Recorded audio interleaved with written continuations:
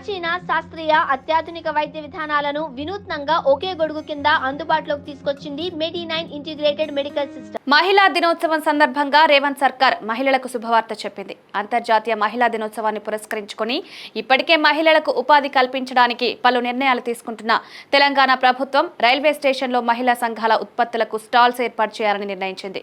తాజాగా మరో సంచలన నిర్ణయం తీసుకుంది. మహిళా సంఘాలకు ఆర్టీసీ అద్దె బస్సులను కేటాయిస్తూ ప్రభుత్వం జీవో జారీ చేసింది. ఇందులో భాగంగా మొదటి విడతలో 150 మండల సమాఖ్యలకు 150 ఆర్టీసీ అద్దె బస్సులు ఇవ్వనుంది.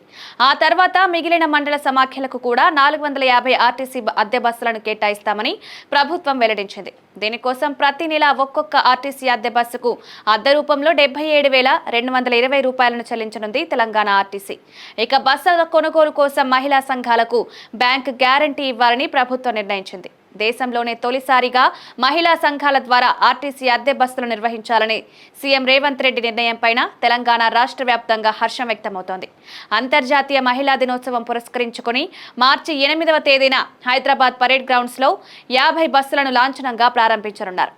సీఎం రేవంత్ రెడ్డితో పాటు మంత్రులు మొదటి విడతలో 50 బస్సులను సీఎం చేతుల మీదుగా జెండా ఊపి ప్రారంభిస్తారు. మొదటి దశలో ప్రయోగాత్మకంగా 2 జిల్లాల్లో మహిళల సంఘాలకు ఆర్టీసీ బస్సులను కేటాయిస్తారు. మహబూబ్ నగర్, కరీంనగర్లలో ప్రయోగాత్మకంగా ఈ విధానాన్ని అమలు చేయనున్నారు. మహిళా సంఘాల ద్వారా కొనుగోలు చేసే ఈ 150 బస్సులను నిర్వహణ బాధ్యతల కోసం ప్రత్యేక వ్యవస్థను ఏర్పాటు చేసి పర్యవేక్షించనున్నారు. దీనికి సంబంధించిన సమగ్ర నివేదికను రూపొందించి ఆర్టీసీ ఇప్పటికే ప్రభుత్వానికి నివేదించింది.